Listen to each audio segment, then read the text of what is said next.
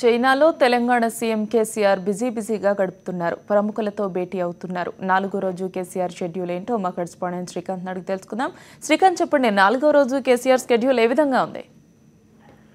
గౌతమి 3 రోజుల పర్యటనలో 3 రోజుల పాటు దల్యాన్లో ఉన్నటువంటి సీఎం కేసీఆర్ బృందం ఈ రోజు దల్యాన్ నుంచి బయలుదేరి ఉదయం షాంఘై చేరుకుంది. చైనాలో అత్యంత వేగంగా గత 30 ఏళ్లలో మనం చూసినట్లయితే శ్రామిక రంగంలో అలాగే మిగతా రంగంలో అత్యంత వేగంగా అభివృద్ధి చెందినటువంటి షాంఘై పట్టణాన్ని సందర్శించేందుకు సీఎం కేసీఆర్ బృందం ఈ రోజు బయలుదేరి షాంఘై చేరుకున్న తర్వాత మొదటిగా షాంఘై ఎయిర్పోర్ట్ నుంచి హోటల్ వరకు కూడా సీఎం కేసీఆర్ బృందం మెట్రో ట్రైన్ అంటే బుల్లెట్ ట్రైన్ లో ప్రయాణించారు. ఆ ట్రైన్ లో వెళ్తున్నంతసేపు కూడా అక్కడ జరిగినటువంటి పారిశ్రామిక అభివృద్ధిని మిగిలిన వాహనాల పరంగా కూడా షాంఘైలో ట్రాఫిక్ ఉన్నటువంటి తీరును కూడా సీఎం కేసీఆర్ పరిశీలించినట్లు సమాచారం.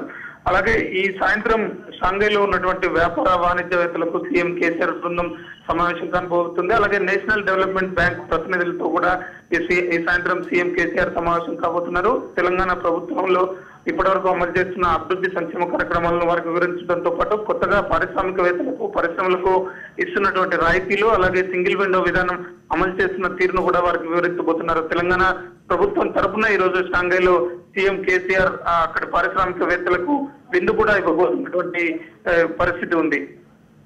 థాంక్యూ శ్రీకాంత్.